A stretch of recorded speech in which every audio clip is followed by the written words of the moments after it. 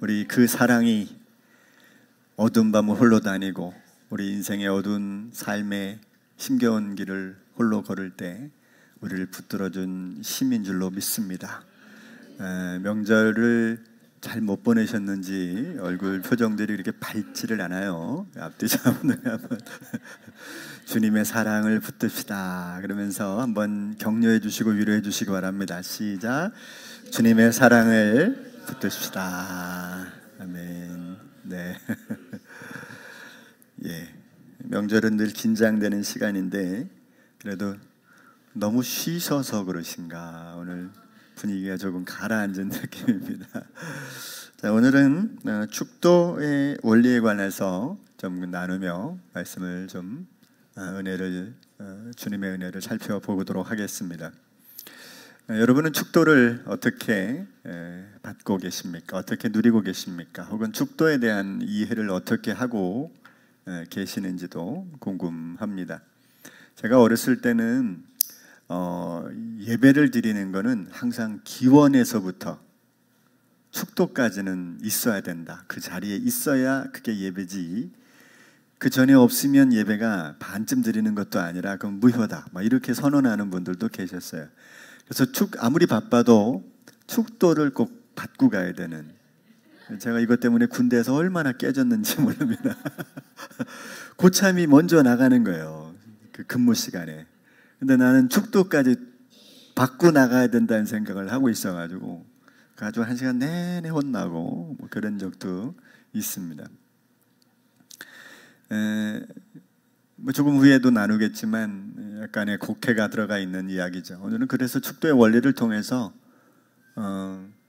기도에도 저는 장르가 있다 이렇게 생각합니다.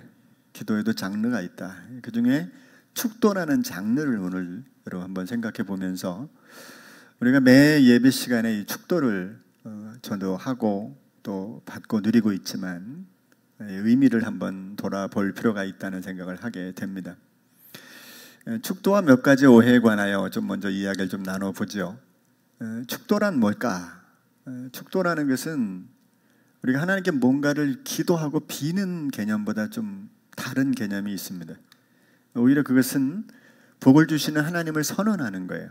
하나님, 그 하나님의 이름으로 선포하는 것에 더 가깝습니다. 하나님 이들에게 복을 주십시오. 하나님 이 세상 속에서 복을 주십시오. 하나님 우리에게 복을 주십시오. 이런 개념보다도 복이 있기를. 그러면서 아예 선언을 하고 있는 겁니다. 하나님의 복이 있기를 원합니다. 이렇게 선언을 하는 겁니다.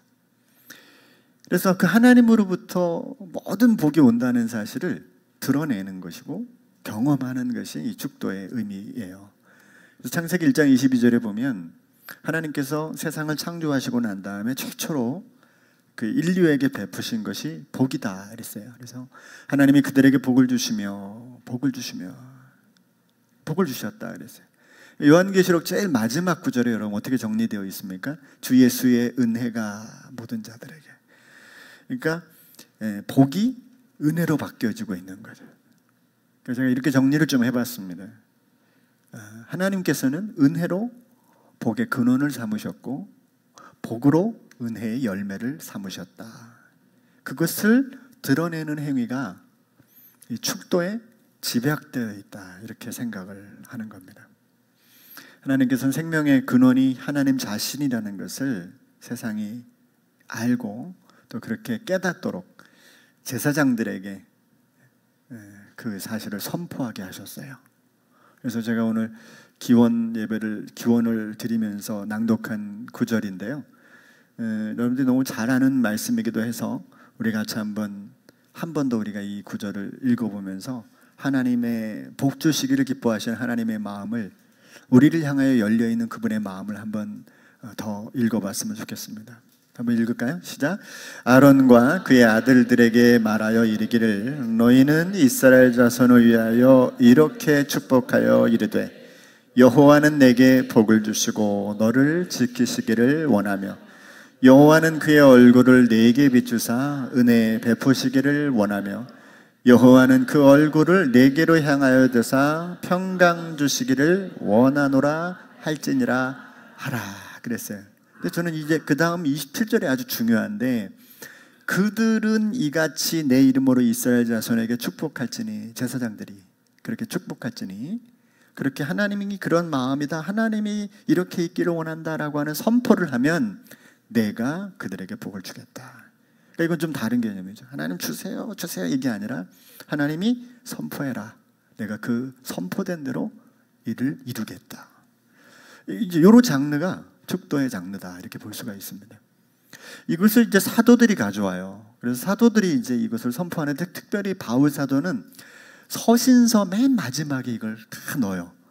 형제들아, 이 갈라디아서 6장 18절도 갈라디아서 마지막 절이거든요. 우리 주 예수 그리스도의 은혜가 너희 심령에 있을지어다 이렇게 말합니다.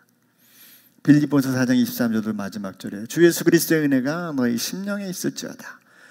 데살로니가전서 5장 28절도 마지막 절이에요. 우리 주 예수 그리스도의 은혜가 너희에게 있을지어다. 빌레몬서 1장 25절에도 동일하게 우리 주 예수 그리스도의 은혜가 너희 심령과 함께 있을지어다 이렇게 말해요. 이제 여긴 다 있을지어다 그랬지만 사실은 그 원문에는 동사가 빠져 있습니다. 동사가 없습니다. 그러면 뭐라고 해석을 해야 되냐면 있기를, 그리고 끝나야 돼요. 있기를, 그러걸로. 거기에 있을지어다는 우리가 그냥 번역하다가 만든 문장이지 그냥 있기를 해서 끝나기 때문에 이건 그냥 선언문과 같아요. 이걸 교회가 언제부터 받아들였냐고 하면, 신학자들은 그래서 이게 초대교회 때부터 이 예배 공동체로 모였을 때 이 선언이 있었을 것이다라고 다 이렇게 동의합니다.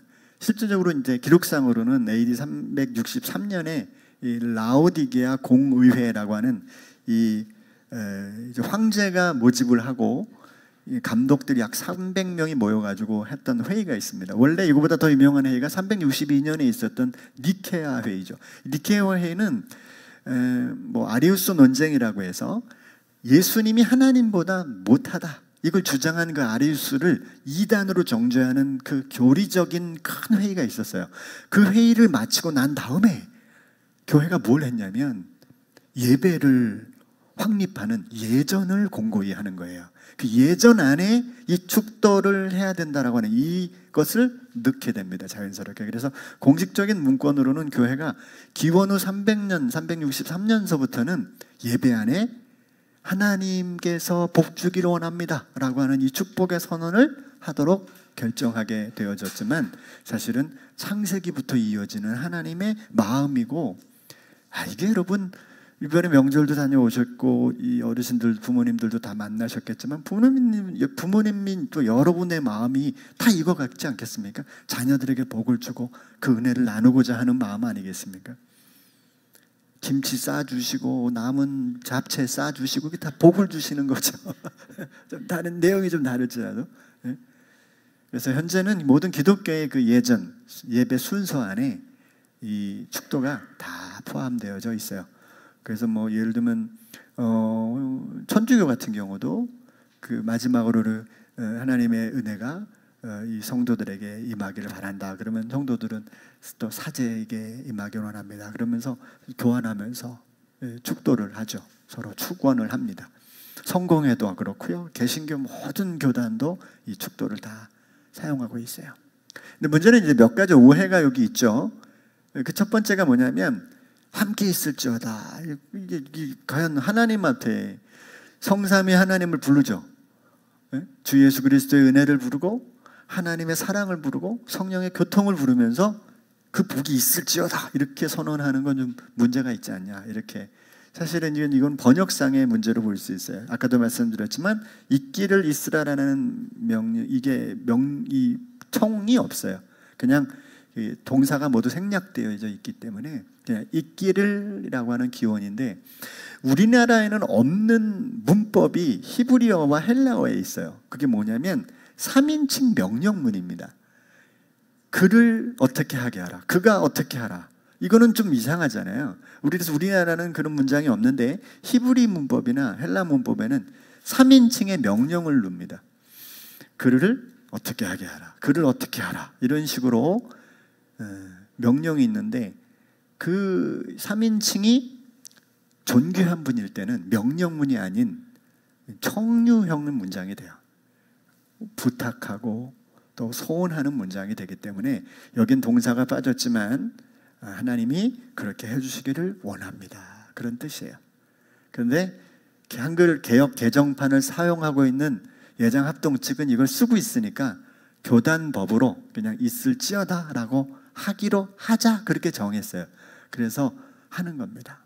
그럼 그 앞에 가끔 이제는 혹은 지금은 이렇게 넣는 건 뭐냐면 지금까지 어떤 상황에서 정리하고 오늘 이 시간부터 다시 하나님의 은혜가 임하기를 소망하는 마음으로 지금은 혹은 이제는을 넣는 경우가 있는데 저도 넣다가 이제는 뺐죠. 그 내용들이 지금서부터가 아니라 지금 과거서부터 이어왔으니까 계속 연결한다는 의미로 그렇게 진행되지만 이건 그냥 성경의 문장을 그냥 우리 교단만 가지고 왔어요. 그래서 여러분 재밌는 거는요, 있을지어다라고 하는 교단은 우리 교단밖에 없어가지고 여러분들이 어디 가서 예배를 드리다가 어디 무슨 임직식이라든지 가서 예배를 드리시는데 그 축도에서 누가 있을지어다 그러면 우리 교단이군 그렇게 생각하시면 됩니다. 제가 볼 땐 10년 안에 바뀔 겁니다. 네, 바뀔 겁니다. 있기를 축원합니다. 이렇게 하는 경우가 요즘은 대부분 많기 때문에 저희도 이제 시간이 흘러가면 다 바뀌게 될 겁니다. 그러나 여러분 마음속에 하나님을 위해서 명령하는 게 아니고 선언하는 것이다. 그리고 있기를 원합니다라는 뜻으로 받아들이시면 좋겠습니다. 두 번째는 축도를 안 받으면 그럼 예배를 실패하는가? 갑자기 집에서 전화가 와가지고 불이 나게 축도 받기 전에 갔는데 오늘 예배는 실패한 것인가? 아까도 말씀드렸지만 이건 곡해에서 비롯된 가르침이에요. 그렇지는 않아요. 왜냐하면 그 축도가 곧 그 인생을 결정하거나 그렇게 하지는 않을 겁니다. 다만 예배가 하나님을 향하고 하나님께로부터 오잖아요. 여러분 예배는 그냥 나로부터 하나님께로만 가는 게 아니에요. 하나님께로부터 오는 겁니다. 우리는 하나님께 예배를 드리고 하나님을 향해서 열정을 가지고 기도하고 찬양하지만 하나님께서 그 은혜로 우리 가운데 그 복을 내리시는 겁니다. 그러니까 우리는 그걸 마음속에 두고 있어야 되는 겁니다. 전화만 오고 가는 게 아니에요. 우리는 하나님을 향해서, 그러니까 축도는 곧 하나님으로부터 우리에게 은혜가 온다는 것을 알리는 거예요. 선언하는 거예요. 네. 자, 세 번째는 그럼 왜 목사님들만 하나? 왜 목회자에게만 이 권한이 주어졌는가? 그렇게 생각해 볼 수 있을 거예요. 사실 예수님으로부터 우리는 모두에게 이 축복의 권한을 이제 받았어요. 그래서 구약에서는 제사장들에게만 주어졌지만 지금은 우리 모두가 왕적인 제사장이 됐기 때문에 여러분들도 다 축도를 할 수 있어요. 다만 이 질서를 위해서 공동체 예배 속에서는 목사에게 이 권한이 그냥 주어진 겁니다. 그러니까 이거는 그 교단의 법상 예배 모범이라는 법이 있어요. 안수 집사님들 정도 되면 이걸 이제 그 공부하면서 시험을 보게 되는데 장로님들이 되시고 하는 부분이지만 사실 그런 법적으로만 목사에게 허용된 것뿐이지 우리 모두가 축도를 할 수 있다. 그런 생각을 가지시면 될 겁니다. 그리고 이것이 공적 예배의 중요성을 알리기 위해서 아예 예배 모범에서는 축도를 통하여 공예배를 마친다. 이렇게 아예 문장을 만들어서 그렇게 사용하고 있는 것뿐입니다. 우리도 축도할 수 있다. 여러분도 축도할 수 있다. 모두가 할 수 있다. 기억해 주시길 바랍니다. 네, 법적으로만, 교단 법적으로만 그렇게 질서를 해서 정해놓은 거예요. 중요한 건 축도는 기도자의 역할보다 그 기도를 성취하신 하나님께 초점이 있다는 거예요. 이건 하나님이 기도에 이러한 장르를 우리에게 주신 거예요. 그래서 우리가 이것을 사용함으로 인해서 우리 공동체 안에 주시는 하나님의 은혜를 더 누릴 수 있는 것이다 라고 볼 수 있어요. 그래서 축도를 통해서 한 분 하나님 앞에서 우리가 연합하고 우리 모두가 한 공동체구나. 그리고 누구에게 따로 있는 게 아니라 이곳에 함께 예배하는 우리 모두에게 동일한 하나님의 은혜와 복이 주어지고 있구나. 이것을 우리가 확인하고 또 그 공동체로서 함께 협력하고 또 서로 섬기는 그런 동력을 얻는 아주 중요한 시간이라고 저는 봐요. 그래서 하나님이 이스라엘 공동체에게도 이것을 선언하신 이유는 이스라엘 공동체를 향한 하나님의 특별한 마음을 보여주시는 것이고, 오늘 이제 이스라엘을 초월하여 전 세계 모든 예수 그리스도의 이름으로 모이는 그 곳마다 하나님이 그런 은혜를 베푸신다는 사실을 교회가 선언하고 있는 선언행위다, 이렇게 보게 되어집니다. 자, 그래서 우리는 이제 이 축도를 좀 누릴 수 있으면 좋겠습니다. 어떻게 누릴까?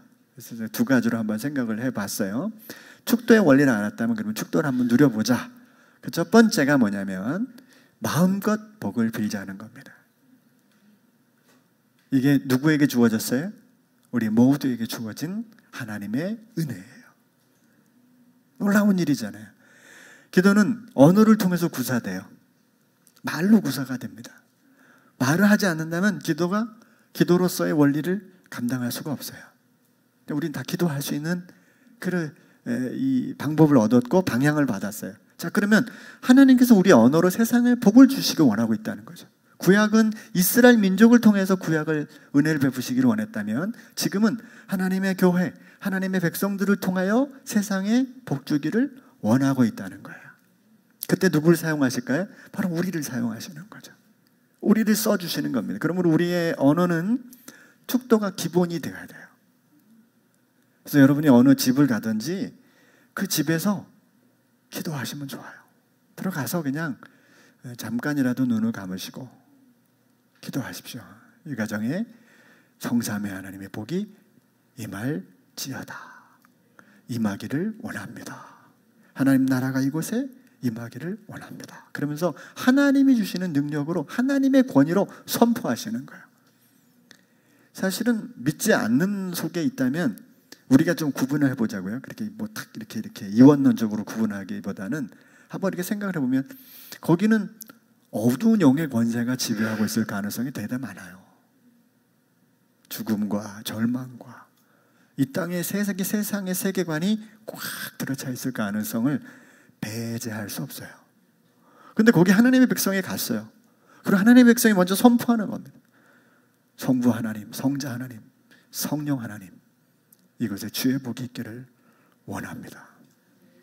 당신의 능력으로 이곳에 가득하게 하옵소서. 그러면서 약속하신 하나님의 말씀으로 선포하면, 여러분, 사람은 못 들을지라도 그 안에 있는 영적인 존재된 사단은 알 거 아니겠어요? 깜짝 놀랄 거 아니에요. 이게 뭔 일이냐, 예? 난리가 날 수 있어요. 이거 선포하고 여러분 들어가시면 이게 좀 달라요.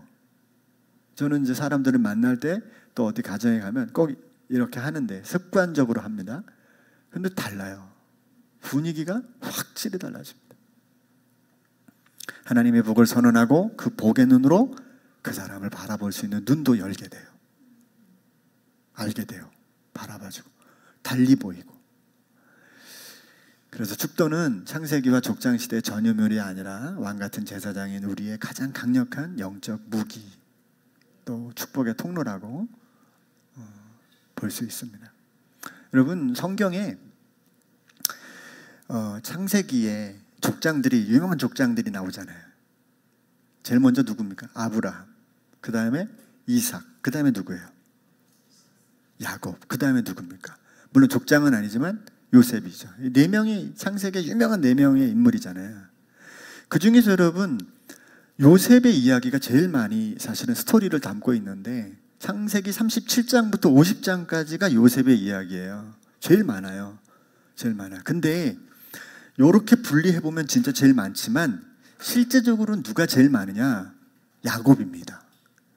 이 야곱의 이야기는 창세기 25장부터 펼쳐져요. 언제까지? 그가 자기의 자녀들을 축복하는 창세기 49장, 그리고 죽음에 이르기까지 50장까지가 사실은 야곱의 이야기가 계속 그 안에 들어가 있어요. 저는 이게 참 큰 은혜라고 생각이 되는 게, 야곱의 이름의 뜻이 뭔지 아십니까? 야곱의 이름의 뜻이 뭐죠? 네? 몰라요? 빵장수? 네?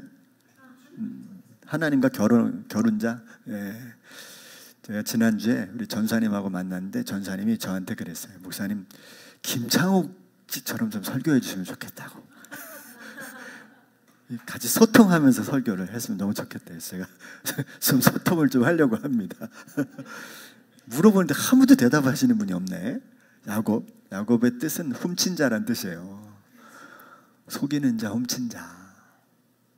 여러분, 우리가 그렇게 창세기에 25장부터 창세기 50장의 절반을 차지하는 양을 차지하는 야곱의 본 이름이 훔친 자예요.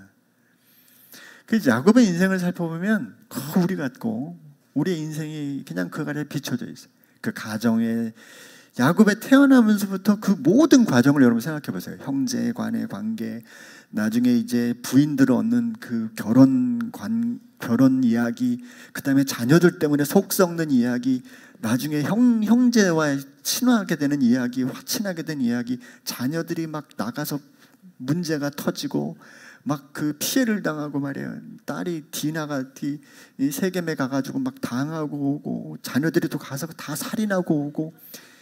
여러분, 제가 볼 때 창세기 25장이라는 이 어마어마한 양 속에 비춰진 야곱의 인생을 바라보면 우리의 인생에서 야곱과 이게 공통점으로 이렇게 묶여지지 않는 게 별로 없어요. 거의 다 묶여 있어요.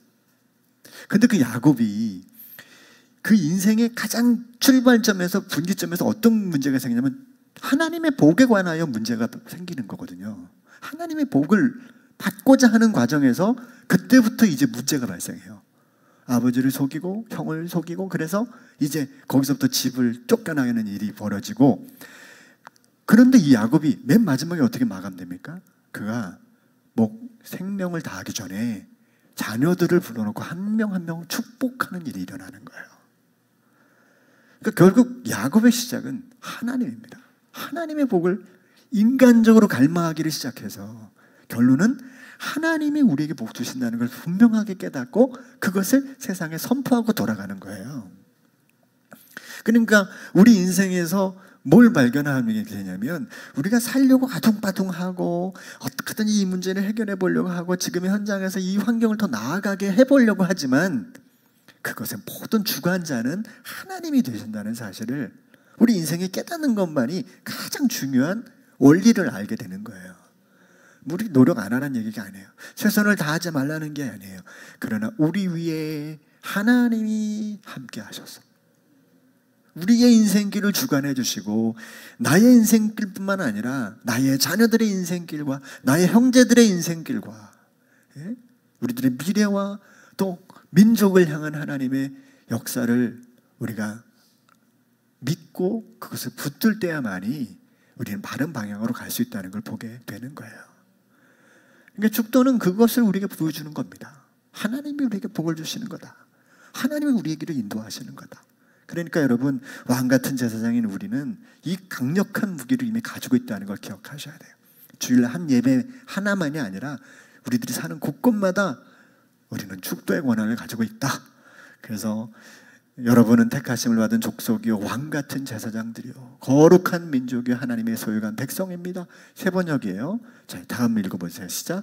그래서 여러분을 어둠에서 불러내어 자기의 놀라운 빛 가운데 인도하신 분의 업적을 여러분이 선포하는 것입니다. 하나님이 이 놀라운 주 예수 그리스도의 은혜, 하나님의 사랑, 성령의 교통하심, 이게 다 하나님이 행하신 일들을 우리가 선포하는 거거든요.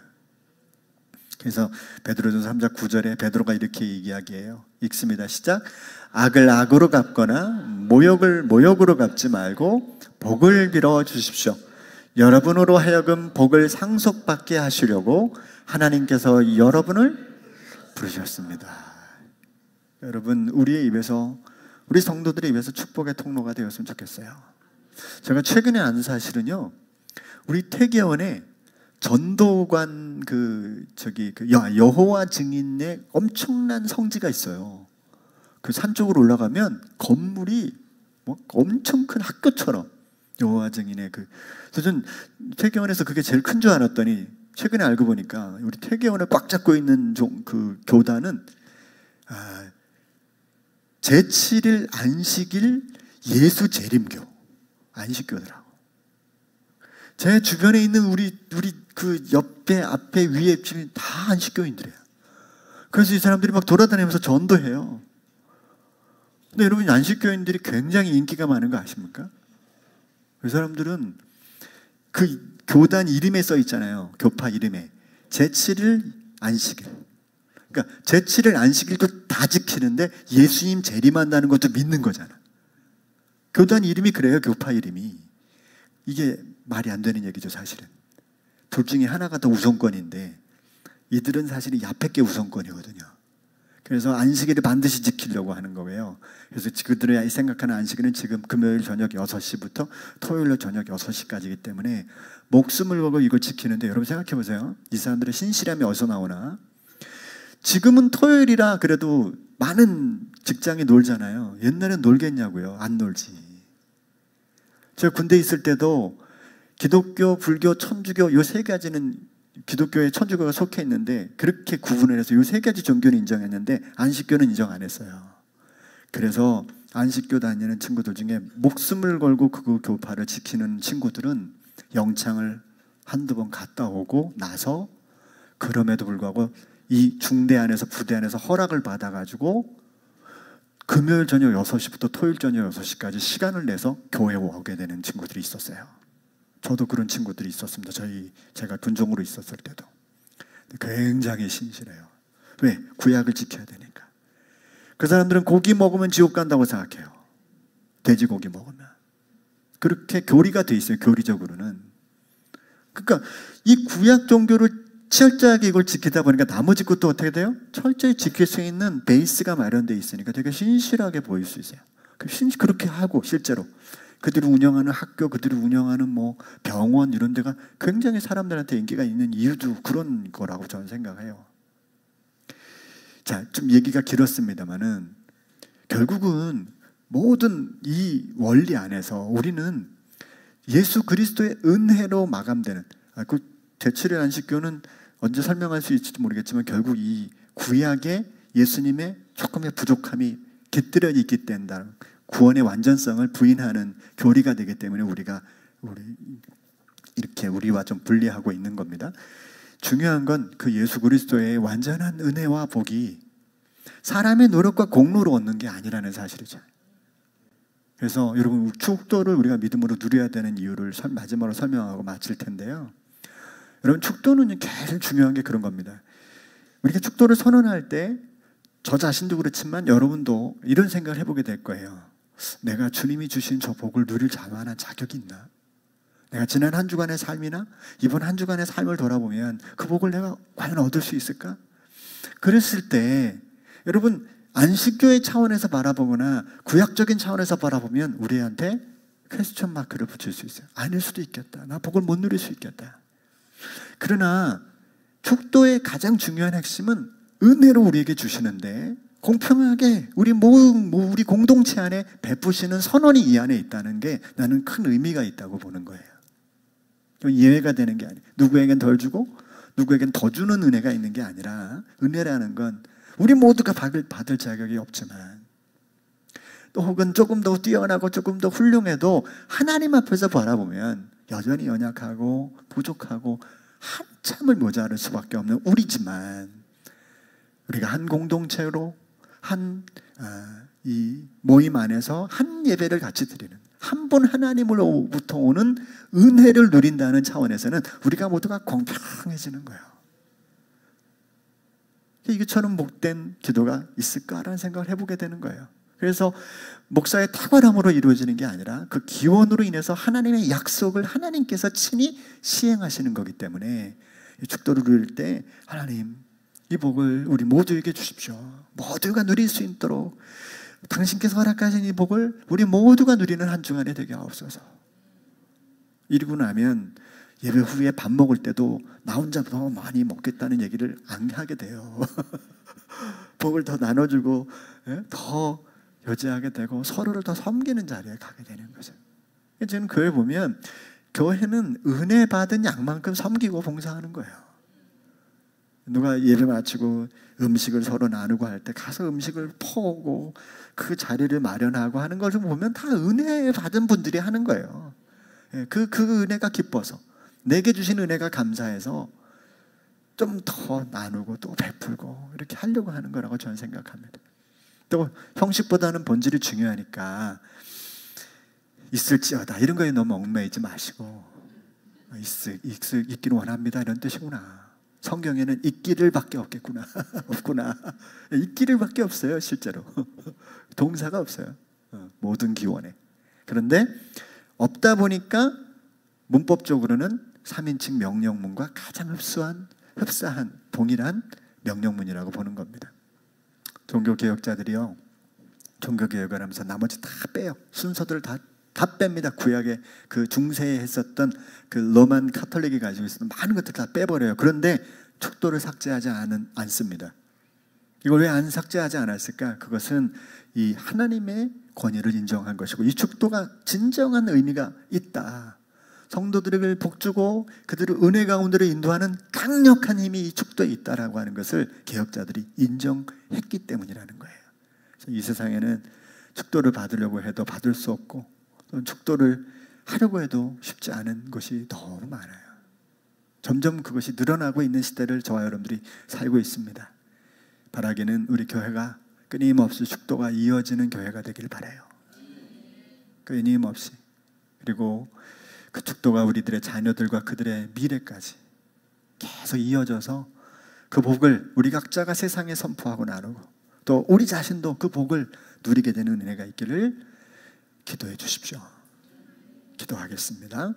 고마우신 하나님, 우리에게 복을 주시고 우리에게 그 복을 은혜라고 하는 것으로 채워주시기를 기뻐하셨던 주님의 마음을 오늘 우리가 축도를 통하여 살펴보았습니다.